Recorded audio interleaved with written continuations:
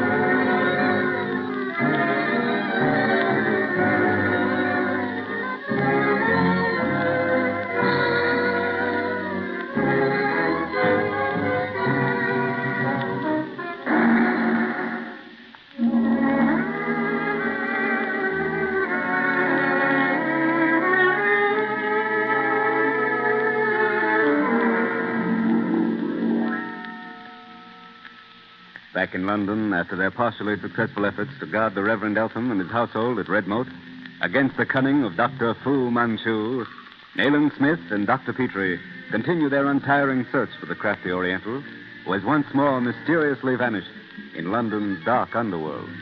Their discussion of Sir Lionel Barton, celebrated Orientalist and explorer, lately returned to England, and the probability of his being among those on Fu Manchu's list to be destroyed, is interrupted by the arrival of a telegram with the news that Sir Lionel has just been found murdered. Confound it, Petrie. Why can't we get this murderer? We're going to meet Weymouth at Sir Lionel's house? Of course. A taxi will put us there by the time Weymouth arrives. Come on.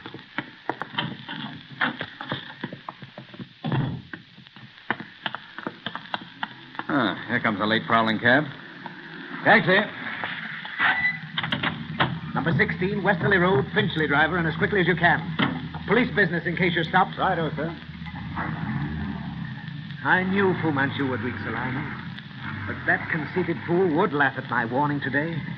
That house of his gave me the creeping shudders. Well, if it's anything like your description, it must be ideal for Fu Manchu's work. Ideal. The sunlight can't penetrate to the rooms. When I got there this afternoon, I thought I was in a jungle. Clouds of gnats floated in and out of the windows. There's a steamy smell about the place that's positively malarious. Reminded me of spots I've seen in Burma.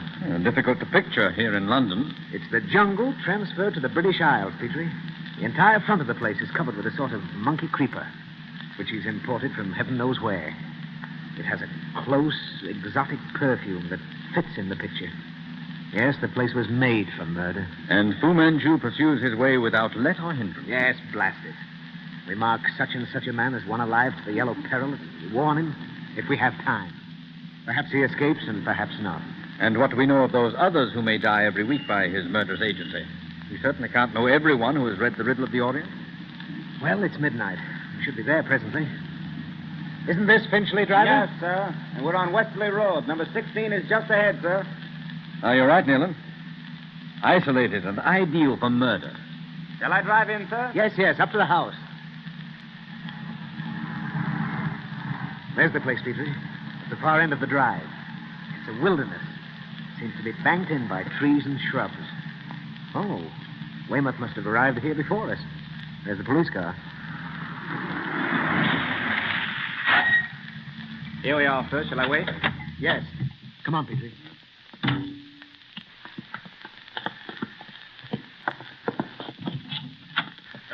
There you are. Glad to see you, Mr. Smith. Hello, Weymouth. And you, Dr. Petrie. Just arrived myself. We left immediately. We got your telegram, Weymouth. Don't be startled at the appearance of the place, Doctor. I was. It's half a museum.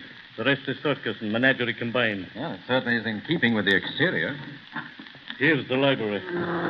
Great Scott, what's that? A young leopard chained outside the window. The place is full of surprises and mysteries. Where is he, Weymouth, and how was it done?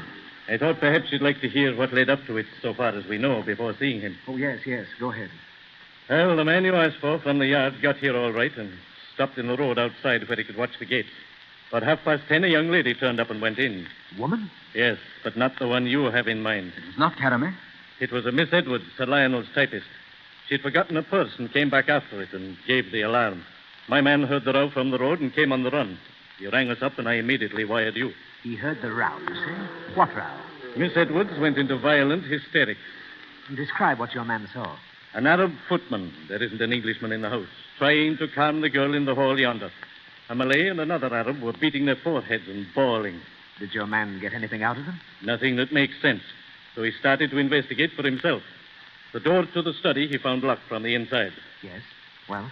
He went round to the window, and what he saw accounts for the girl's hysterics. Go on, man. Get to the point. Well, amongst the rubbish on the floor, a big mummy case lay on its side, and face down with his arms thrown across it was Sir Lionel, wrapped in an old dressing gown. Yes, and then? The light from a reading lamp shone down on him. It made a patch of light on the floor. Well, as my man, Croxted's his name, smashed the glass and got the window open and started climbing in, he saw something else, so he said. Oh? What did he see? A sort of green mist. He says it seemed to be alive, that he moved over the floor, going away from him, and toward a curtain at the far end of the study. When did he first see this green mist? He says he thinks it came from the mummy case. From the mummy case? Yes.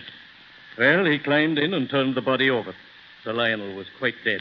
Then Croxted opened the glass door behind the curtain at the end of the study. It opened onto a conservatory filled with more junk.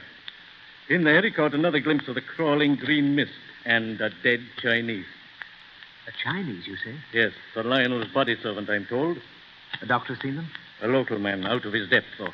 However, there's no need for another opinion until the coroner comes. And your man Croxted? He held out until I came, gave me his story, and then fainted dead away. He said something in the conservatory seemed to get him by the throat. He meant that literally? I wouldn't say. We had to send him and the girl home in cab. What's your theory, Weymouth? I have none. None that includes the green mist. Right. We'll go in now. This is the study where he worked. Good Lord, what a den. It is a bit of a mess, Doctor. How a man can work in a place littered with stuff from the four corners of the earth is a mystery to me. There's the body, Mr. Smith, by that big sarcophagus. We'll have a look. Weymouth. Petrie. Come here. Huh? Good. You don't know Sir Lionel by sight, Weymouth? No, I've never seen him. This is not Sir Lionel. It's Strasser, his Italian secretary. What? Are you certain? Why, of course. I met him only this afternoon. Where's the other, the Chinese? Here in the conservatory. We left him where we found him until you could see him, behind this curtain. Mm-hmm. That's Quee. Sir Lionel's body servant. One thing is quite evident, Weymouth. No one in the house, except Strasser, knew of Sir Lionel's absence. How do you arrive at that, Nayland? And the servants we passed out there in the hall believe him dead. Had they seen him go out, they'd know it's someone else who lies here. Right. And what about the Chinese? Since there's no other way into this conservatory but through the study, Quee must have hidden himself here when Sir Lionel was out of the room. Croxted found the communicating door closed. What killed Quee? And both Miss Edwards and Croxted found the study door locked from the inside. What killed Strasser? Tell me that, and you'll have your answer, Weymouth. What killed Strasser? But why is he wearing Sir Lionel's dressing gown? Seeing him in that led Miss Edwards to mistake him for her employer and put us on the wrong scent. He wore it so that anyone looking in through the window would be sure to make the same mistake. Why so, Nayland? Why, look at these tools beside the mummy case. The lid off. Strasser came here to open the case. He was here when Sir Lionel told me a number of priceless jewels were probably secreted among the wrappings of the mummy. Ah, strange that Sir Lionel hadn't opened the case himself. He expected to do that tonight and examine its contents. Fortunate for him that he changed his mind. Then what became of the mummy? It seems to have vanished in the form of a green mist. Look at Strasser's face and Queen's. What do they suggest? Well, the features of both are terribly distorted. Even their limbs are twisted, suggesting a death more than ordinarily violent. I might guess at strangulation, but from what? From what? I'm with you so far, Mr. Smith. Knowing Sir Lionel was absent, Strasser locked himself in here to loot the mummy case. He couldn't have known the Chinese was hidden in the conservatory, though. And Kui didn't dare show himself because he, too, was there for some mysterious reason. Well, and having got the lid off, somebody... Suppose we say the mummy. Well, anyway, something that got out of the locked room without opening the door or window killed Strasser. And then killed the Chinese without opening the door behind which he lay concealed. For once, Dr. Fu Manchu has employed an ally which even his giant will was unable to entirely control. Aye, what blind force. What horrible agent of death could he have confined in that mummy case? If you're correct in your surmise, Nayland, that this is the work of Fu Manchu, his power is indeed superhuman. Can you doubt it, Petrie? The presence of a concealed Chinese is proof enough for me. I'll wager that Kui was one of Fu's murder group, though probably only recently enlisted in that mysterious service. He's unarmed, or I might think that his part was to kill Salino while he was at work inspecting the mummy case. Strasser's opening the case completely spoiled the scheme. And led to the death? Of a servant of Fu Manchu? Yes. I'm at a loss to account for that. You think the sarcophagus entered into the scheme, Smith?